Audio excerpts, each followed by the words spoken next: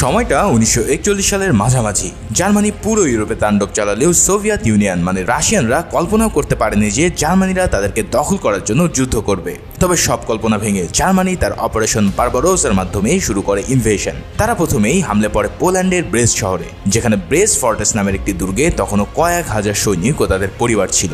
আজকের movie ফর্টেস of ওয়ারে তোমাদেরকে বলতে যাচ্ছি সেই দিনের বিভীষিকাময় ঘটনার কথা, যেখানে কি অসহায়ভাবে যুদ্ধ করেছিল রাশিয়ানরা। ভিডিওটা অনেক ইমোশনাল হতে চলেছে, তাই আর পেঁচাল না বাড়িয়ে চলো শুরু করে আজকের মুভি এক্সপ্লেনেশন। মুভির শুরুতে আমরা দ্বিতীয় বিশ্বযুদ্ধের সময় 1941 সালের দৃশ্য দেখতে পাই। তৎকালীন সোভিয়েত ইউনিয়নের ব্রেস্ট শহরের সিটি পার্কে তখনও সোভিয়েত কাপলরা ছুটি কাটাচ্ছিল। 15 বছর বয়সী এক কিশোর সাশা আকমিভ, যে কিনা রাশিয়ান রেড আর্মি 333 রেজিমেন্টে মিউজিক ডিভিশনের ছাত্র। সাশা সেই পার্কে দাঁড়িয়ে ট্রাম্প বাজাচ্ছিল, আর তার ট্রাম্পের তালে তালে কাপলরা সেখানে নেচে গিয়ে আনন্দ করছিল।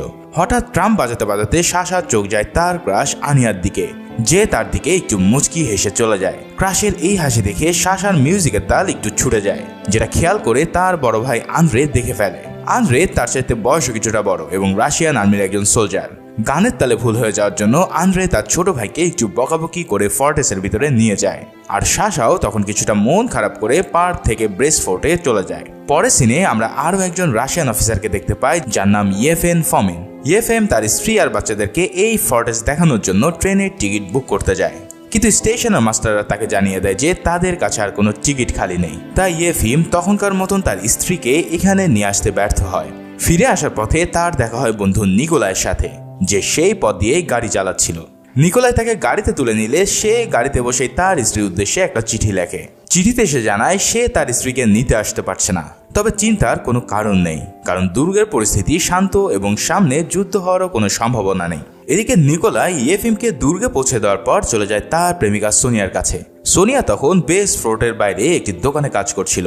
দোকানের কাস্টমাররা চলে যাওয়ার পর নিকোলাই দোকানের ভিতরে ঢুকে দরজা বন্ধ করে দেয়। সে সোনিয়াকে কিছু ফুল উপহার দেয় আর তার সাথে একান্তে সময় কাটাতে চায়। ঠিক তখনই একজন সৈনিক সেখানে ঢুকে পড়লে সেই রোমান্টিক মোমেন্ট সেখানে স্টপ হয়ে যায়। এদিকে সাশার ভাই আন্দ্রে সাশার মিউজিকের ভুলের জন্য তাকে শাস্তি দিতে কমান্ডার ওয়েনস্টিনের কাছে পাঠিয়ে দেয়। কমান্ডার সাশার কাছে ভুলের জন্য কৈফিয়ত চায় এবং রাতের মধ্যেই তাকে সেই মিউজিকটা নতুন করে শিখতে বলে। কমান্ডার ওয়েনস্টেন আর সাশা সেই সময়টাতে বসে বসে আর্মি সোলজারদের ড্যান্স দেখছিল। সোলজারদের কিছু ড্যান্স স্টেপ ভুল হলে ওয়েনস্টেন তাদেরকে সেই ভুলগুলো ধরিয়ে দেয়। এরপর ওয়েনস্টেন চলে যায় তার অফিসে, যেখানে আগে থেকেই তার জন্য অপেক্ষা করছিল মেজর গ্যাব্রিলভ। তাদের দুজনের মধ্যে সোভিয়েত আর জার্মানির বর্তমান পরিস্থিতি নিয়ে আলাপ হয়। গ্যাব্রিলভের আশঙ্কা জার্মানিরা দ্রুতই তাদের উপরে আক্রমণ করতে চলেছে, কিন্তু ওয়েনস্টিন এই কথাগুলো বিশ্বাসই করতে চায় না, কারণ বিশ্বযুদ্ধের আগে জার্মানির সাথে রাশিয়ানদের অনেক ভালো সম্পর্ক ছিল। কিন্তু গ্যাব্রিলভ তাকে বারবার সতর্ক করে এবং বুঝিয়ে দেয় যে যদি জার্মানিরা এই ব্রেস্ট দুর্গ আক্রমণ করে তাহলে তারা সবাই অসহায় হয়ে পড়বে। সেই সাথে সাথে যদি রাশিয়ান ফোর্সরা তাদেরকে সাহায্য না করে তাহলে তারা চারিদিক থেকেই আটকা পড়বে। গ্যাব্রিলভ আর ওয়েনস্টিন নিজেদের মধ্যে আলাপ শেষে যে যার কাজে চলে যায়। অন্যদিকে রাশিয়ান সৈনিকরা তখন বড় প্রজেক্টরে নিকোলাইয়ের নিয়ে আসা টেপের মাধ্যমে মুভি দেখছিল। সেই সময়টায় নিকোলাই আর সোনিয়া ব্যস্ত ছিল রোমান্টিক সময় কাটানোর জন্য, কিন্তু মুভিটা দেখতে দেখতে হঠাৎই সেখানে ইলেকট্রিসিটি চলে যায়। আসলে এই ইলেকট্রিসিটি যাওয়ার পিছনে হাত ছিল জার্মানিদের, কারণ ইতিমধ্যে ব্রেস্ট শহরে তারা এসে পড়েছে। ট্রেন থেকে নেমে প্রথমে জার্মানি কমান্ডার একজন বৃদ্ধ রাশিয়ান সৈনিককে ছুরি দিয়ে হত্যা করে। তারপর রাতের অন্ধকারে তারা শহরের চারিদিকে ছড়িয়ে পড়ে। এদিকে আনিয়ার বাবা লেফটেন্যান্ট কিয়েভেতভ এই আশঙ্কা করছিল। সে রাতে নিজেদের ছোট মেয়েকে ঘুম পাড়াতে পারতে কিয়েভেতভ তার স্ত্রীকে বলেছিল যে কোনো সময় যুদ্ধ শুরু হয়ে যাবে। তবে ব্রেস্ট ফোর্টের অনেকেই এই যুদ্ধ সম্পর্কে এখনো সচেতন না। বিশেষ করে নতুন নতুন যেসব কাপড়রা এখানে এসেছে তারা আসন্ন যুদ্ধের কথা না ভেবেই নিজেদের রোমান্স করতে ব্যস্ত। এই সময়টায় সাশা আর আনিয়া পরের দিন একসাথে মাছ ধরার জন্য প্ল্যান করছিল, আর নিকোলাই তার প্রেমিকা সোনিয়াকে বিয়ের প্রস্তাব দিচ্ছিল। সোনিয়াও খুশি মনে সেটা মেনে নিলে নিকোলাই অনেক খুশি হয়ে যায় এবং বাইরে থেকে কিছু একটা আনতে যায় যেটা সোনিয়াকে সে দেখাবে। নিকোলাই আসলে বাইরের বাগান থেকে ফুল আনতে গিয়েছিল, আর ঠিক সেই সময় হঠাৎ তার পিছনে এসে দাঁড়ায় সেই জার্মানি কমান্ডার, যে গত রাতে বৃদ্ধ রাশিয়ানকে হত্যা করেছিল। কিন্তু নিকোলাইকে সে শুধুমাত্র তার নাম জিজ্ঞেস করা ছাড়া আর কিছুই করে না। পরের দিন সকালে সাশা আর আনিয়া তাদের প্ল্যান মোতাবেক মাছ ধরতে গিয়েছিল। হুট করে বড়শি গাছে আটকে গেলে সাশা সেটাকে ছুটিয়ে আনতে গাছে ওঠে। এরপর হঠাৎ তাদের মাথার উপর দিয়ে তারা প্লেন উড়ে যেতে দেখে এবং সেই সাথে সাথে অল্প একটু দূরে একটি বোমা পড়ে। এটা দেখে আনিয়া চমকে উঠে দৌড় দেয় আর সাশা লাফিয়ে পানিতে পড়ে যায়। তারপর সাশা সাঁতরে তীরে উঠে আনিয়াকে নিয়ে সামনের দিকে দৌড়াতে থাকে। এই প্লেনগুলো ছিল জার্মানি নাৎসি বাহিনীর বিমান, যেগুলো আশেপাশের পুরো এলাকা একদম ধ্বংস করে দিচ্ছিল। প্রথমে লোকজন ভাবছিল হয়তো রাশিয়ান এয়ারফোর্সরাই তাদের বিমানের ট্রেনিং গ্রাউন্ড দিচ্ছে, কিন্তু আচমকায় সব বাড়িঘরগুলো একের পর এক বোমা পড়তে শুরু করে। চারিদিকের বাড়িগুলো সব ভেঙে চুরে যেতে থাকে আর লোকজন ভয়ে দৌড়াতে থাকে। দৌড়াতে থাকা লোকজনগুলো বোমের আঘাতে মরতে বসে। কমান্ডার গ্যাব্রিলভ তার পরিবারকে বিল্ডিং এর বেসমেন্টে নিয়ে সেখানেই থাকতে বলে এবং নিজে যুদ্ধের জন্য বের হয়ে যায়। লেফটেন্যান্ট কিয়েভেতাভও তার পরিবারকে নিরাপদ স্থানে সরিয়ে নেওয়ার চেষ্টা করে, কিন্তু বড় মেয়ে আনিয়াকে সে আর খুঁজে পাচ্ছে না। তাই আনিয়াকে ছাড়াই কিয়েভেতভ তার পরিবারকে নিরাপদ স্থানে নিয়ে যাওয়ার চেষ্টা করতে থাকে। যখন এই বোমাবাজি চলছিল, নিকোলাই আর সোনিয়া তখন একসাথে ঘুমিয়েছিল। গন্ডগোল দেখে নিকোলাই বাইরে চলে যায় যে কি হচ্ছে সেটা দেখার জন্য, কিন্তু বাইরে গিয়ে সে আর ফিরে আসতে পারে না, কারণ তার আশেপাশে তখন একের পর এক বোমা পড়ছিল। নিকোলাই অনেক চেষ্টা করেও ফিরতে না পারে শেষমেশ একটি গাড়ির নিচে ঢুকে পড়ে, আর তার প্রেমিকা সোনিয়াও তখন ঘরের মধ্যে আটকা পড়ে থাকে। সেই ঘরের উপর বোমা পড়লে আশেপাশে প্রায় সবকিছুই ভেঙে গুঁড়ো গুঁড়ো হয়ে যায়, আর সোনিয়া সেই ভাঙা স্তূপের মধ্যেই আটকা পড়ে। এদিকে দৌড়াতে দৌড়াতে সাশা আর আনিয়াও একটা সময় একে অপর থেকে বিচ্ছিন্ন হয়ে যায়। ঠিক সেই সময় আনিয়ার কাছে একটা বোম পড়তে সে ছিটকে মাটিতে পড়ে যায়, আর সাশা সামনের দিকে দৌড়াতে গিয়ে দেখে এক ভয়ানক দৃশ্য। বোমার আঘাতে চারিপাশের বাড়িগুলো একদম তাসের ঘরের মতন ভেঙে পড়ছে। এদিক ওদিক ছড়িয়ে ছিটিয়ে আছে অসংখ্য মৃতদেহ, আর প্রতি মুহূর্তে মানুষ মারা যাচ্ছে বোমের আঘাতে। মিলিটারিদের ব্যবহার করা ঘোড়াগুলো ইতিমধ্যে ছেড়ে দেওয়া হয়েছে, কিন্তু তার মধ্যেও অনেকগুলো মারা গেছে সেখানে বোমার আঘাতে। এভাবেই এই ধ্বংসযজ্ঞের মধ্যে দিয়ে সাশা নিজেকে কোনোভাবে বোমের আঘাত থেকে বাঁচিয়ে ঢুকে পড়ে ব্যারাকে। সেখানকার সৈনিকরা ততক্ষণে রাইফেল নিয়ে বেরিয়ে পড়েছে জার্মানিদেরকে প্রতিহত করার জন্য। সাশা ছোট হওয়ায় তার বন্দুক চালানোর পারমিশন ছিল না, এই জন্য সে মিউজিক্যাল ইনস্ট্রুমেন্ট রুমে গিয়ে নিজের ট্রাম্পেটটা হাতে তুলে নেয়। কিন্তু ঠিক সেই সময় সেই মিউজিক রুমের উপরে জার্মানিরা বোমা ফেললে তা পুরো লণ্ডভণ্ড হয়ে যায়। সাশা কোনোভাবে একটি পিয়ানোর নিচে ঢুকে নিজেকে বাঁচিয়ে নেয়। এভাবেই সেদিনের মতন যুদ্ধ থামলেও পরের দিন জার্মানির নাৎসি বাহিনীরা নৌকায় পার হয়ে দুর্গের আশেপাশে চলে আসে। প্রথমে তারা মাটিতে পড়ে থাকা বোমার আঘাতে আহত লোকগুলোকে গুলি করে মারতে থাকে। এরপর তারা নির্বিচারে গুলি চালায় সাধারণ মানুষের উপর, যারা এই যুদ্ধ থেকে পালিয়ে বাঁচতে চেয়েছিল। দুর্গের একদিক থেকে প্রচুর মানুষ একসাথে পালাবার চেষ্টা করলে জার্মানিরা মেশিন গান দিয়ে তাদের উপরে নির্বিচারে গুলি করে মারে।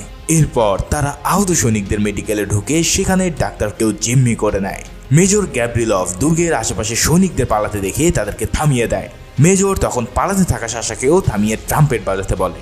গ্যাব্রিলভ সব সৈনিকদের তাদের অস্ত্রশস্ত্র নিয়ে তৈরি হয়ে দুর্গের ইস্টার্ন গেটকে রক্ষা করার আদেশ দেয়। অন্যদিকে ক্যাপ্টেন ফামিনো হলম নামের একটি গেটের কাছে গিয়ে দেখতে পায় সেখানকার কমান্ডার মারা গেছে। তাই সে নিজ হাতে কমান্ড নিয়ে নেয় এবং সৈনিকদের অর্ডার দেয় যে যাতে তারা জার্মানিদের প্রতিহত করার জন্য তৈরি হয়। ফমিন একজন সোলজারকে রেডিও সাহায্যে রাশিয়ান এয়ারফোর্সের সাথে যোগাযোগ করার দায়িত্ব দেয়। এদিকে আরেক প্রান্তে লেফটেন্যান্ট কিয়েভেতাভও 9th পোস্টে তার সৈনিকদের নিয়ে যুদ্ধ করার জন্য প্রস্তুতি নিতে থাকে। তখন সামনের দিক থেকে জার্মানিরা এগিয়ে আসতে থাকলে কিয়েভেতাভ সবাইকে অ্যাটাক করার নির্দেশ দেয়। নির্দেশনা পাওয়া মাত্রই সোভিয়েত সৈনিকরা লাফিয়ে দুর্গ থেকে বের হয়ে গুলি করতে করতে সামনের দিকে এগিয়ে যায়। দুপক্ষের বহু সৈনিকই একে অপরের গোলাগুলিতে নিহত হয়। এরপর জার্মানিদের কাছে পৌঁছে যাওয়ার পর রাশিয়ানরা তাদেরকে দারুণ হ্যান্ড টু হ্যান্ড ফাইট উপহার দেয়। এই ফাইটে রাশিয়ানরা বেশ কিছু জার্মানি সৈনিককে হত্যা করতে সক্ষম হয়। দুর্গের আরেক দিকে ক্যাপ্টেন ওয়েনস্টিন তার সৈনিকদেরকেও যুদ্ধ করার জন্য প্রস্তুত করছিল। হঠাৎ একজন কমান্ডার এসে ওয়েস্টিনকে আদেশ দেয় তারা যেন ছোট ছোট গ্রুপ হয়ে দুর্গ থেকে বেরিয়ে যায়। এমন বিপজ্জনক অর্ডার শুনতে পেয়ে ওয়েস্টিনের কিছুটা সন্দেহ হয়। এছাড়া ওয়েনস্টাইন সেই কমান্ডারের চেহারাও ঠিক চিনতে পারছিল না, তাই সে সেই কমান্ডারের কাছে ডকুমেন্টস এবং বুট দেখতে চায়। বুট দেখতে চাওয়ার কারণ হলো রাশিয়ানদের বুটের স্পাইকগুলো গোল আর জার্মানিদের স্পাইকগুলো হচ্ছে চারকোনা। এরপর পাশ থেকে এক সৈনিক যেই না বলে ওঠে যে স্পাইকগুলো চারকোনা, তখন সেই ফেক কমান্ডার পালাতে শুরু করে। তখন ওয়েনস্টিন তাকে পিস্তল দিয়ে পিছন থেকে গুলি করে সেখানে হত্যা করে। মানে বুঝতেই পারছো, যুদ্ধের মধ্যে আসলে সবসময় শক্তিতে কাজ হয় না, কিছু সময় বুদ্ধি আর ছলচাতুরি দিয়েও যুদ্ধ জয়লাভ করা যায়। যাই হোক, দেখা যায় সেই অফিসার আসলে একজন জার্মান যে আসলে তাদের বিপদে ফেলার চেষ্টা করছিল। এই লোকটাই সেই অফিসার যাকে মুভির শুরুর দিকে আমরা বৃদ্ধ এক রাশিয়ান সোলজারকে হত্যা করতে দেখেছিলাম। এদিকে এমন যুদ্ধের পরিস্থিতিতে সৈনিকরা দুর্গের 3টা প্রধান গেটে 3জন কমান্ডারের অধীনে কাজ করতে থাকে। ইস্টার্ন ফোর্টের কমান্ডার ছিল গ্যাব্রিলভ, 9th পোস্টে ছিল কিয়েমেদভ এবং কলম গেটের কমান্ডার ছিল ফমিন। এদিকে ইস্টার্ন ফোর্টের বাইরে তখনও গ্যাব্রিলভের নেতৃত্বে রাশিয়ানরা প্রচন্ড এক ফাইট দিচ্ছে। তাদের দারুণ ফিজিক্যাল ফাইট আর ছুরির আঘাতে তারা জার্মানি আর্মিকে প্রায় নাজেহাল করে ছাড়ছে। এর জন্য তাদের দিক থেকে জার্মানিরা দক্ষিণ দিক দিয়ে পালিয়ে যেতে বাধ্য হয়। এরপর দেখা যায় নিকোলাই সেই গাড়ি থেকে বের হয়ে বিল্ডিং এর ভিতরে যায় সোনিয়াকে খুঁজতে। সোনিয়াও নিকোলাইয়ের আওয়াজ শুনে দরজার ওপাশ থেকে সাড়া দেয়। দরজার সামনে পড়ে থাকা ভাঙা জিনিসপত্রগুলো সরানোর পর দরজা ফাঁক করে নিকোলাই সোনিয়াকে দেখতে পায়। সোনিয়া এই ভয়াবহ যুদ্ধের পরিস্থিতি দেখে আর সহ্য করতে না পেরে কান্না শুরু করতে থাকে। নিকোলাই তাকে সাহস দিয়ে চুপ থাকতে বলে, কিন্তু ঠিক তখনই সেখানে জার্মানিদের আওয়াজ পেয়ে নিকোলাই দরজা বন্ধ করে দেয়। ইতিমধ্যে জার্মানির সৈনিকরা এসে নিকোলাইকে ঘুষি মেরে দ্বিতীয় তালা থেকে নিচে ফেলে দেয় আর নিকোলাই প্রায় মৃতপ্রায় অবস্থায় সেখানে পড়ে থাকে। অন্যদিকে ক্যাপ্টেন ফমিন আর তার সৈনিকরা যেখানে অবস্থান করছে অর্থাৎ কলম গেটে এখনো জার্মানিরা টিকে আছে। তারা মিলিটারি হসপিটালে সমস্ত মানুষকে জিম্মি করে তাদের সামনের দিকে নিয়ে যাচ্ছে। এর মধ্যে যারাই তাদের কাছ থেকে পালাতে যাচ্ছে তারা সবাইকে গুলি করে মারছে। ফমিন বিল্ডিং এর ভিতর থেকে এই দৃশ্য দেখতে পেয়ে তার সৈনিকদের জানালার কাছে পজিশন নিতে বলে। এরপর সে নিজের অস্ত্র ফেলে দিয়ে তার অধীনে থাকা সার্জেন্টকে নিয়ে আত্মসমর্পণের ভঙ্গিতে হাত তুলে জার্মানিদের দিকে যেতে থাকে। জার্মানিরা তাদের সাথে অসংখ্য মানুষকে জিম্মি করে দাঁড় করিয়ে রেখেছিল। এরপর কিছু দূর এগুনোর পরেই ফামিন হঠাৎ চিৎকার করে সবাইকে নিচু হতে বলে। সবাই নিচু হওয়ার সাথে সাথে রাশিয়ান সৈনিকরা জানলা থেকে স্নাইপার রাইফেল আর মেশিন গান দিয়ে জার্মানিদের উপরে গুলি চালায়। জার্মানিরা কিছু বুঝে ওঠার আগেই গুলি খেয়ে মরতে থাকে। সেই সময় তারা কিছুটা প্রতিরোধের চেষ্টা করে, কিন্তু রাশিয়ানদের এমন ফাইট ব্যাকে তারা সবাই প্রায় মারা পড়ে। ইতিমধ্যে জার্মানিদের একজন গুলি করে ফামিনকে মারতে চায়, কিন্তু তার পাশে থাকা সার্জেন্ট এক লাফে ফামিনকে বাঁচিয়ে নেয়। এরপর রাশিয়ানদের তীব্র গোলাগুলির মধ্যে সব জার্মানিরা সাফ হয়ে গেলে ফমিন সব সাধারণ মানুষদেরকে বেসমেন্টে চলে যাওয়ার আদেশ দেয়। তবে সেই সময়টাতেই ব্রেস্ট দুর্গের অন্য এক প্রান্তে আবারও জার্মানি বিমান এসে বোমাবাজি করতে থাকে। তাই বাইরে লুকিয়ে থাকা শাসাও কোনোভাবে বোমার আঘাত এড়িয়ে একটি বিল্ডিং এর ভিতরে ঢুকে যায়। সেই বিল্ডিংটা ছিল তাদের প্রতিবেশী ভিয়ানের বাড়ি। সেখানে ঢোকার পরেই হঠাৎ শাসার দিকে একটি গুলি আসতে থাকে, কিন্তু ভিয়ান লাফ দিয়ে তাকে বাঁচিয়ে নেয়। এদিকে ভিয়ানের হাতে একটা আঘাত লেগেছিল, তাই সে শাসার কাছে হেল্প চায় পিস্তল লোড করার জন্য। শাসা তার সেই পিস্তল লোড করে দিলে সে জার্মানিদের উপরে গুলি চালাতে চায়, কিন্তু জার্মানিদের প্রচন্ড গোলাগুলির কারণে সে কাভার নিতে বাধ্য হয়। ভিয়ানের স্ত্রীও একটি পিস্তল নিয়ে জানলা দিয়ে জার্মানিদের উপরে গুলি করতে থাকে, কিন্তু হঠাৎ একটি গুলি এসে তার গায়ে লাগলে সেও আহত হয়ে পড়ে যায়। এরপর ভিয়ান শাসাকে সেখান থেকে দ্রুত পালাতে বলে, কারণ জার্মানি সৈনিকরা সেই বাড়ির মধ্যেই ঢুকতে যাচ্ছিল। শাসা না চাওয়া সত্ত্বেও সেখান থেকে সে চলে যেতে বাধ্য হয়। এরপর ভিয়ান তার স্ত্রীকে বলে সে কোনোভাবেই জার্মানিদের হাতে নিজেকে ধরা দেবে না। এই কথা শুনে তার স্ত্রীও তার কথায় সায় দিয়ে বলে সেও জার্মানিদের দাসী হতে চায় না। স্ত্রীর মুখে এই কথা শুনতে পাওয়ার পর ভিয়ান তার স্ত্রীকে নিজে গুলি করে আর এরপর নিজের বন্দুক দিয়ে সে সুইসাইড করে নেয়। এদিকে শাসা ততক্ষণে নিচের তালার একটা স্তূপের আড়ালে লুকিয়ে পড়েছিল, যার কারণে জার্মানিরা এসে তাকে খুঁজে পায়নি। অন্যদিকে এই ফোর্টের ইস্টার্ন ফোর্টের কাছে জার্মানিরা আবারও পূর্ণ শক্তিতে হামলা করার জন্য এগিয়ে আসছে। গ্যাব্রিলভ এবং তার সৈনিকরা দেখতে পায় এবার জার্মানিরা 3টি বড় বড় ট্যাঙ্ক নিয়ে তাদের উপরে হামলা করতে চাইছে। তাই গ্যাব্রিলভ তার সৈনিকদেরকে গ্রেনেড নিয়ে রেডি থাকতে বলে এবং বাইরে গিয়ে মাটিতে শুয়ে পড়ে পজিশন নেয়। এরপর দেখা যায় জার্মানি ট্যাঙ্কগুলো মৃত মানুষের শরীরের উপর দিয়ে নির্দয়ভাবে এগিয়ে আসছে। এই ট্যাঙ্কগুলো যখন তাদের দিকে এগিয়ে আসছিল, হঠাৎ একটু দূর থেকে কারা যেন গ্রেড লঞ্চার দিয়ে ট্যাঙ্কটার উপরে ফায়ার করে দেয়। পরপর 2টা আঘাতে 2টা ট্যাঙ্ক পুরোপুরি অকার্যকর হয়ে পড়ে। 3 নম্বর ট্যাঙ্কের উপরে হামলা করার জন্য আগেই জার্মানিরা ট্যাঙ্কের নল ঘুরিয়ে রকেট লঞ্চারের উপরে ফায়ার করে বসে, যার কারণে সেখানে থাকা সৈনিকরা পুরোপুরি উড়ে যায়। গ্যাব্রিলভ ততক্ষণে তার সৈনিকদেরকে সরাসরি হামলার নির্দেশ দিয়ে দিয়েছে। তাই সব সৈনিকরা এবার দৌড়ে গিয়ে হামলে পড়ে জার্মানিদের উপর। তাদের প্রচন্ড ফিজিক্যাল ফাইটিং স্কিলের কাছে জার্মানিরা এবারও কাবু হয়ে পড়ে এবং ছত্রভঙ্গ হয়ে পালিয়ে যায়। সেই সুযোগে গ্যাব্রিলভ চলে যায় সেই আহত সৈনিকের কাছে। আসলে সেই সৈনিকটাই ছিল শাসার বড় ভাই আন্দ্রে। আন্দ্রে গ্যাব্রিলভকে তার পরিচয় দেওয়ার পরপরই সেখানে মারা যায়। আন্দ্রের মতন এমন বীরের এই মৃত্যু দেখে গ্যাব্রিলভও প্রচন্ড শোকাহত হয়ে পড়ে। পরে গ্যাব্রিলভ আন্দ্রেকে সসম্মানে কবর দেওয়ার ব্যবস্থা করে। মুভির এই পর্যায়ে দেখা যায় এই হামলার পর বেশ কয়েকদিন পার হয়ে গেছে। ব্রেস্ট ফোর্টের ভিতরে যারা আছে তাদের অবস্থা অনেক খারাপ হয়ে গেছে। বাইরে থেকে খাবার পানি সবকিছু সাপ্লাই জার্মানিরা বন্ধ করে দিয়েছে। তবুও দুর্গের ভিতরে থাকা সৈনিকরা প্রতিদিন আশায় বসে আছে যে হয়তো পরের দিন সকালেই তাদের জন্য রিইনফোর্সমেন্ট আসবে। এদিকে জার্মানি সৈনিকরা নিকোলাইকে ভাঙা বিল্ডিং এর দোতলা থেকে ফেলে দিলেও সে এখনো বেঁচে ছিল।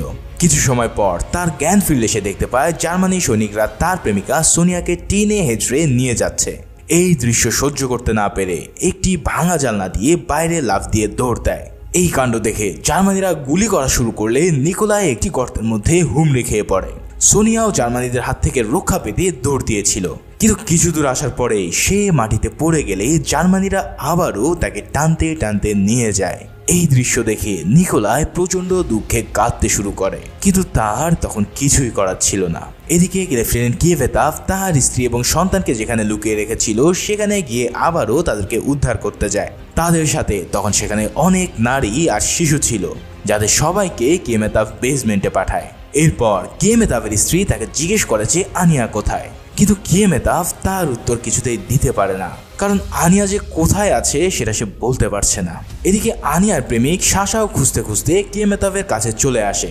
সেও কিয়েভেতাভকে জিজ্ঞেস করে আনিয়া কোথায়, কিন্তু লেফটেন্যান্ট কোনো উত্তর না দিয়ে তাকে বেসমেন্টে পাঠাতে চাইলে সাশা সেখান থেকে দৌড়ে পালিয়ে যায়, কারণ সাশা নিজেই আনিয়াকে খোঁজার সিদ্ধান্ত নেয়। আর এর জন্যই জার্মানিদের গোলাগুলির মধ্যেই সে ঝুঁকি নিয়ে আনিয়াকে খুঁজতে শুরু করে। অন্যদিকে ক্যাপ্টেন ফমিন একজন বন্দি জার্মানিকে ধরে এনে তাদের আস্তানায় এনে জিজ্ঞাসাবাদ করতে থাকে। সেই সোলজার জানায় জার্মানিরা ইতিমধ্যে পার্শ্ববর্তী মিনাস শহর কবজা করে ফেলেছে এবং সোভিয়েত বাহিনী সেখান থেকে পালিয়ে যাচ্ছে, কিন্তু ফমিন তার কথা বিশ্বাসই করে না। আর তখনই তারা দুর্গের বাইরের আকাশে একটি রাশিয়ান বিমান উড়ে যেতে দেখে। এই বিমানটা দেখিয়ে সবাই অনেক খুশি হয়ে গিয়েছিল, কিন্তু পরক্ষণেই সবাই দেখতে পায় যে সেই রাশিয়ান প্লেনটার পিছনে দুটো জার্মানি বিমান ধাওয়া করছে। বেশ কিছুক্ষণ চলার পর জার্মানিরা বিমানের উপরে গোলা নিক্ষেপ করে বিমানটাকে শাটডাউন করে দেয়। তবে সেই আঘাতের পর পাইলট প্যারাশুটের সাহায্যে মাটিতে সেফলি ল্যান্ড করে, যদিও তার প্যারাশুটে তখন আগুন লেগে গিয়েছিল। পাইলট ল্যান্ড করার পর ফমিনের সৈন্যরা তাকে গোলাগুলি থেকে বাঁচিয়ে দুর্গের খলম গেটে নিয়ে আসে। এরপর পাইলট কমান্ডারকে জানায় ব্রেস শহরের প্রায় পুরো অংশেই জার্মানি ফোর্স দখল করে রেখেছে। তারা প্রায় সবগুলো এয়ারফিল্ড ধ্বংস করে ফেলেছে এবং সোভিয়েত বাহিনী মিনাস্কের দিকে পালাচ্ছে। এমন বিভীষিকাময় নিউজ শোনার পর ক্যাপ্টেন সহ অন্যান্য সৈন্যরা অনেক হতাশ হয়ে পড়া শুরু করে। এদিকে দুর্গের ইস্টার্ন ফোর্টে গ্যাব্রিলভ আর কিয়েভেতাভের অধীনে থাকা সৈনিকরাও ধীরে ধীরে বুঝতে পারে যে এখানে বসে থাকলে চলবে না, কারণ তাদের রসদ আর খাবার পানি পুরোপুরি বন্ধ হয়ে গেছে। এখন না খেয়ে তো আর কখনো যুদ্ধ করা যায় না। তাই সৈনিকরা দুর্গের ফ্লোরের শক্ত গাঁথনি ভেঙে নিচের দিক দিয়ে চলে যাওয়া পানির পাইপ থেকে পানি পান করার চেষ্টা করে, কিন্তু সেই পানিতে জার্মানিরা ইতিমধ্যে তেল মিশিয়ে দিয়েছে, তাই সেই পানি তারা পান করতে ব্যর্থ হয়। এই অবস্থা দেখতে পেয়ে গ্যাব্রিলভ সবাইকে অর্ডার দেয় একটি ফাইনাল ব্যাটেলের জন্য তৈরি হতে। সে বলতে থাকে হয়তো এই যুদ্ধে তাদের অনেকেই মারা যাবে, কিন্তু এভাবে বসে বসে মরার চেয়ে যুদ্ধ করে মরা অনেক ভালো। ইতিমধ্যে কমান্ডার ফামিনও একই রকম সিদ্ধান্ত নেয়। ফমিন রাতের মধ্যেই তার সৈনিকদেরকে দুর্গ ছাড়ার অর্ডার লেখায়। এরপর তার নেতৃত্বে জার্মানদের উপরে হামলা করার জন্য আদেশ দেয়। ফমিনের এই আদেশ লেখা শেষ না হতেই হঠাৎ দুর্গের আশেপাশে প্রচন্ড বোমাবাজি শুরু হয়। বেশ কয়েকটি জার্মানি প্লেন একসাথে আকাশ থেকে তাদের উপরে বোম ফেলতে শুরু করে, আর বাইরে থাকা জার্মানিরা গোলাগুলি করতে করতে দুর্গের দিকে এগিয়ে আসে। ফমিন দ্রুত একজন সৈনিককে ডেকে আদেশ দেয় দুর্গ ছেড়ে সরাসরি ফ্রন্ট লাইনে অ্যাটাক করার সংবাদ যেন সে ইস্টার্ন পার্ট এবং অন্যান্য জায়গায় পৌঁছে দেয়। সাশা দূর থেকে ফামিনকে আদেশ দিতে দেখে নিজেও সেই মিশনে যেতে চায়, কিন্তু ফমিন তাকে দুর্গে থেকে আহত সৈনিকদের সাহায্য করতে বলে। ফামিনের আদেশ মোতাবেক সাশা সেই কাজই করতে থাকে। হঠাৎ অনেকগুলো জার্মানি বিমান একসাথে ভয়ানক বোমা বিস্ফোরণ করে দুর্গের এক পাশ পুড়ে উড়িয়ে দেয়। এই হামলায় আশেপাশে সব বিল্ডিংগুলো ভেঙে গুড়িয়ে যায় আর চারপাশে দাও দাও করে জ্বলে ওঠে সেই আগুন। এই অবস্থায় সাশা সেই বিল্ডিং থেকে কোনো মতে বেরিয়ে সামনের দিকে দৌড় দেয়। বোম্বিং আর গোলাগুলি থেকে বাঁচতে মাটিতে হুমড়ি খেয়ে পড়লে পাশ থেকে হঠাৎ এক আহত সৈনিক তার জামা টেনে ধরে। এই সেই সৈনিক যাকে ফমিন সংবাদ পাঠানোর আদেশ দিয়েছিল।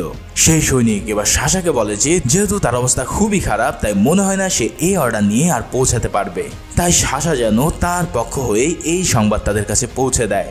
সাশা তখন তাকে সংবাদ পৌঁছানোর কথা দিয়ে দৌড়ে অন্য এক বিল্ডিং এ ঢুকে পড়ে। সেটার অবস্থাও বাকি বিল্ডিংগুলোর মতনই ভাঙাচোরা ছিল, কিন্তু হঠাৎ সাশার চোখ যায় একটি কংক্রিটের স্তূপের দিকে, যেখানে পড়েছিল তার প্রেমিকা আনিয়া।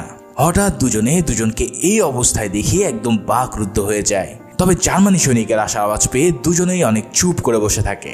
সাশা ভাঙা দেওয়ালের ছিদ্র দিয়ে একজন জার্মানি সৈনিককে বিল্ডিং এর মধ্যে ঢুকে সিগারেট ধরাতে দেখে।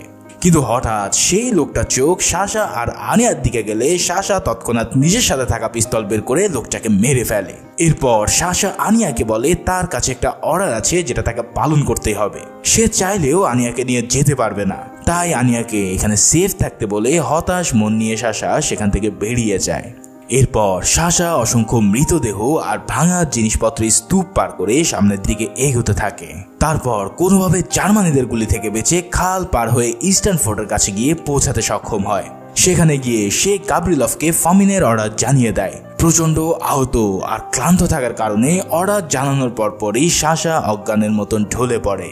এত বড় একটা সংবাদ দেওয়ার জন্য মেজর তখন তার এই বাহাদুরির জন্য তাকে বুকে জড়িয়ে ধরে। সেদিন গভীর রাতে ফমিনভ, গ্যাব্রিয়াল ও কিয়েমেতভের অধীনে থাকা রাশিয়ানদেরকে 3টি দলে ভাগ করে দুর্গের প্রান্ত থেকে জার্মানিদের উপরে হামলার জন্য বেরিয়ে পড়ে। তবে কিছু দূর যেতে না যেতেই সামনে মেশিন গান আর ভারী অস্ত্রশস্ত্র নিয়ে উৎপেতে থাকা জার্মানিরা তাদের উপর প্রচন্ড গোলাগুলি শুরু করে। সেই গোলাগুলিতে রাশিয়ানদের প্রায় অনেকেই মারা যায় এবং বাকিরা ছত্রভঙ্গ হয়ে যায়। গণহারে এভাবে সোলজার মারা যেতে দেখে অবস্থা বেগতিক বুঝে কমান্ডার সৈনিকদের পিছু হটতে বলে। তাই এই অর্ডার পাওয়ার সাথে সাথেই বাকি সৈনিকরা যে যার মতন করে পালিয়ে যাওয়া শুরু করে। সেদিনের এই যুদ্ধে দুর্গের বাকি সৈনিকদের প্রায় সবাই সাফ হয়ে যায়। যুদ্ধবিধ্বস্ত ফমিন ডাক্তারখানায় এসে দেখে রুগীদের সেবা করতে করতে নির্ঘুম রাত কাটানো ডাক্তারেরও অবস্থা একদম নাজেহাল। চারিদিকে অসংখ্য মৃত লাশ আর আহত সৈনিকদের আর্তনাদ দেখে ফামিন কি করবে তা সে নিজেই বুঝতে পারছে না। এই যুদ্ধে শেষ পরিণতি যে সবার মৃত্যু সেটা সে ভালোই বুঝতে পারছে। তার সামনেই একজন আহত সৈনিককে বাঁচাতে না পেরে ডাক্তার যখন সামনের দিকে যায় ঠিক সেই সময় জার্মানিদের এক গুলিতে সে সেখানেই মারা যায়। অন্যদিকে জার্মানিরা এই কয়েকদিন যুদ্ধ চলার পর সামান্য সময়ের জন্য সিজ ফায়ার ঘোষণা করে। এই যুদ্ধবিরতির মধ্যেই তারা মাইকে ঘোষণা করতে থাকে যদি রাশিয়ানরা আত্মসমর্পণ করে তাহলে তাদের স্ত্রী এবং সন্তানদের তারা নিরাপত্তা দেবে। লেফটেন্যান্ট কিয়েভেতভ এই কথা শুনে তার স্ত্রী এবং ছোট মেয়েকে পাঠিয়ে দেওয়ার সিদ্ধান্ত নেয়, কিন্তু তার স্ত্রী এই কথা একদম মানতেই চায় না। কিয়েভেতভ তখন কাঁদো কাঁদো সুরে বলে, আমি আনিয়াকে হারিয়েছি কিন্তু তোমাকে আর ছোট মেয়েকে হারাতে চাই না। যদি তুমি এখন যেতে না চাও তাহলে এখানকার কেউই তোমার সাথে যাবে না। তুমি একজন কমান্ডারের স্ত্রী আর সবাই তোমাকেই ফলো করবে।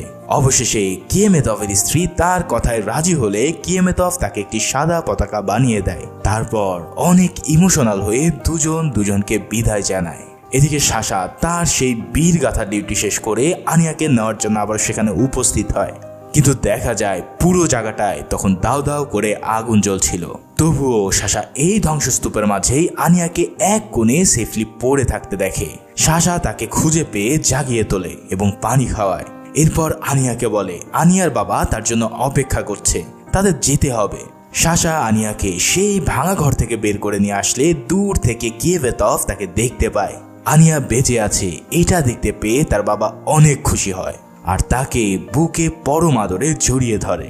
এরপর কিয়েভেতভ আনিয়া আর সাশাকে নিরাপদ দূরত্বে চলে যেতে বলে, কিন্তু সাশা মিলিটারির একজন সদস্য হিসাবে নিজের ডিউটি পালন করতে চায়। এই কথা শুনে কিয়েভেতভ অনেক খুশি হয়, কিন্তু তখন তাকে সে বুঝিয়ে বলে যে আনিয়া তাকে ছাড়া কখনো যেতে চাইবে না। এই কথাগুলো শুনে তখন বাধ্য হয়ে সাশা আনিয়াকে নিয়ে চলে যেতে বাধ্য হয়। আনিয়া যখন চলে যাচ্ছিল সে তার বাবার দিকে তাকিয়ে একটা মলিন হাসি হাসে। সেই হাসি দেখতে পেয়ে কিয়েমেতভ মৃদু হেসে ওঠে, কিন্তু আনিয়া চলে যাওয়ার পরেই সে কান্নায় ভেঙে পড়ে। এবার কিয়েমেতভ এবং ফামিন সহ অন্যান্য কমান্ডাররা কিছুতেই আত্মসমর্পণ করবে না বলে শপথ নেয়। নিজের জীবন তো তারা দুর্গকে রক্ষা করে রিইনফোর্সমেন্ট আসার জন্য অপেক্ষা করবে, কিন্তু রিইনফোর্সমেন্টের জন্য রেডিওতে বলতে বলতে তাদের মুখে ফেনা উঠে গেলেও কোনো রিইনফোর্সমেন্ট তাদের জন্য আসে না। জার্মানিরা এই যুদ্ধে ব্রেস্ট দুর্গের আশেপাশে প্রায় সবকিছুই উড়িয়ে দিলেও ব্রেস্ট ফোর্টের অনেকখানি অংশই ভালোভাবে ছিল, কারণ এই দুর্গটা ছিল অনেক মজবুত। কিন্তু জার্মানিরা এবার এই দুর্গের উপরে 2 টন ওজনের বিরাট এক বোমা ফেলে, যার ফলে দুর্গের এক অংশ পুরোপুরি ধ্বংস হয়ে যায়। আর বাকি অংশে জার্মানিরা তাদের ট্যাঙ্কের গোলা আর আগুন দিয়ে সৈনিক এবং সিভিলিয়ানদেরকে জীবিত পুড়িয়ে মারতে থাকে। এই যুদ্ধে নিজের প্রেমিকাকে হারানো নিকোলাই তখনও বেঁচে ছিল। জার্মানিরা তাকে ধরে নিয়ে গিয়ে মৃত রাশিয়ানদের হেলমেট এবং ড্রেস থেকে ব্যাজ সংগ্রহ করার দায়িত্ব দেয়। এগুলো জার্মানিরা স্মৃতিচারণ হিসেবে নিজেদের কাছেই রাখে। কিন্তু এই কাজ করার সময় নিকোলাই এক পাশে তার প্রেমিকা সোনিয়াকে মৃত অবস্থায় পড়ে থাকতে দেখে। তার মাথায় হাত বোলানোর সময় নিকোলাই পাশেই একটা গ্রেনেড পড়ে থাকতে দেখে। এবার নিকোলাই সেই গ্রেনেড তুলে নেয় আর এক মুচকি হাসি হেসে নিজের সাথে সাথে আশেপাশে সব জার্মানিকে ধূলিসাৎ করে দেয়। ভাইরে ভাই, একবার চিন্তা করো, যুদ্ধ এক এমনই কঠিন বাস্তবতা যে যা মেনে নিতে অনেক কষ্ট হয়। এদিকে দুর্গ বিজয়ের পর জার্মানিরা দুর্গের ভিতরে যত সৈনিক ছিল তাদের সবাইকে মারতে থাকে। তারা সব কমরেড এবং সোলজারদেরকে ধরে নিয়ে যায়। এদের মধ্যে যারা কমিউনিস্ট এবং ইহুদি ছিল তাদেরকে লাইনে দাঁড় করিয়ে মারা হয়। কমান্ডার ফামিনকে ধরে নিয়ে যাওয়ার সময় ফামিন সাহসের সাথে বলে ওঠে যে সে একজন কমিউনিস্ট এবং ইহুদি। কমান্ডাররা ফামিনকেও ধরে নিয়ে যেয়ে তাদের সাথে লাইনে দাঁড় করিয়ে হত্যা করে ফেলে। কিন্তু মৃত্যুর আগে ফামিন কোনো ভয় পায়নি, বরং সে বীরের মতনই হাসি মুখে মৃত্যুবরণ করে। দুর্গের ইস্টার্ন পার্টে কমান্ডার গ্যাব্রাফিল বেঁচে থাকা অল্প কিছু সৈনিককে শেষ বিদায় জানায়। সে জানতো তার শেষ পরিণতি মৃত্যু, তাই মৃত্যুর আগ পর্যন্ত সে হাতের কাছে যা ছিল তাই নিয়ে ফাইট করে যায়। আর শেষ পর্যন্ত সেও জার্মানিদের হাতে মৃত্যুবরণ করে। অন্যদিকে 9th ফোর্থের লেফটেন্যান্ট কেমেতাভ আহত অবস্থায় পড়েছিল। দুজন সৈনিক এসে তাকেও সাহায্য করে একপাশে নিয়ে বসায়। তখনই তাদের সামনে এসে হাজির হয় সাশা। সাশা জানায় সে এবং বাকি বন্দীদের জার্মানিরা যখন বনের মধ্যে নিয়ে যাচ্ছিল তখন তারা সবাইকে সেখানে হত্যা করা শুরু করে। সাশা কোনোভাবে সেখান থেকে পালিয়ে আসলেও তার খুব কাছেই একটা বোমা পড়েছিল, তাই সে তার শ্রবণ শক্তি এখন পুরোপুরিভাবেই হারিয়ে ফেলেছে। কমান্ডার কেমেতাভ তার দুজন সঙ্গীকে প্রাণ থাকা পর্যন্ত বাইরে গিয়ে যুদ্ধ করার আদেশ দেয়। এরপর কেমেতাভ সাশাকে কাছে ডেকে নিয়ে তার নিজের ওয়াটার পাউচ দেয়। এরপর সে সাশাকে বলে, আমি জানি তুমি এই দুর্গ পার হতে পারবে, তুমি অনেক সাহসী, তাই তুমি শেষ পর্যন্ত বেঁচে থাকবে। এই সাহস জিনিসটাকে তুমি যত্ন করে রেখো আর এখান থেকে প্লিজ দ্রুত চলে যাও। সাশা যদিও কানে কিছু শুনতে পাচ্ছিল না, তবুও সে কেমেতাভের ইশারা বুঝতে পেয়ে সেখান থেকে চলে যায়। এরপর কেমেতাভ সাশাকে কাভার দেওয়ার জন্য নিজের মেশিন গানের সামনে গিয়ে মেশিন গান দিয়ে ফায়ার শুরু করে। তার গুলিতে বেশ কিছু সৈনিক মারা যায়, কিন্তু খুব দ্রুত তার মেশিন গানের এমো শেষ হয়ে পড়ে। আর ঠিক এরপরেই এক জার্মানের বোমের আঘাতে সেই ঘরটা উড়ে যায়। ক্যাপ্টেন ফামিন, লেফটেন্যান্ট কেমেতাভ এবং মেজর গ্যাব্রিভল এই তিনজনই এভাবে দুর্গের 3 অংশ রক্ষা করতে করতে নিজেদের জীবন দিয়ে দেয়। এর অনেক বছর পর 1957 সালে তাদেরকে সোভিয়েত ইউনিয়নের ন্যাশনাল হিরো হিসেবে উপাধি দেওয়া হয়। ব্রেস্ট দুর্গ যেখানে ছিল তার বাইরে তাদের সম্মানে স্থাপন করা হয় মূর্তি। মুভির শেষ সিনে আমরা দেখতে পাই অনেক বছর পর বৃদ্ধ সাশা তার নাতিকে কেমেতাভ ফ্যামিলির কবরের সামনে বসে এই কাহিনীগুলো শোনাচ্ছে। আসলে সেই দিনে তার প্রিয়তমা আনিয়াও জার্মানিদের হাতে মারা পড়েছিল। পুরো কেমেতাভ ফ্যামিলি এখানে সমাধি করা আছে, তার সাথে যুদ্ধের অন্যান্য সব বীরদেরও। তবে সাশার মতে এরা কেউ মারা যায়নি। সোভিয়েত ইউনিয়নের ইতিহাসে এরা সবাই হিরো হয়ে বেঁচে থাকবে আজীবন। সারা বিশ্ব সব সময় তাদের এই আত্মত্যাগ একটি উদাহরণ হয়ে থাকবে। এভাবেই এই সিনের মধ্য দিয়ে এই অসাধারণ ইমোশনাল ওয়ার মুভিটি এখানে শেষ হয়ে যায়। ভিডিওটি ভালো লেগে থাকলে একটি লাইক করো আর সেই সাথে কমেন্টস করে তোমাদের মতামত জানিও। সবাই ভালো থাকো, সুস্থ থাকো। আল্লাহ হাফিজ।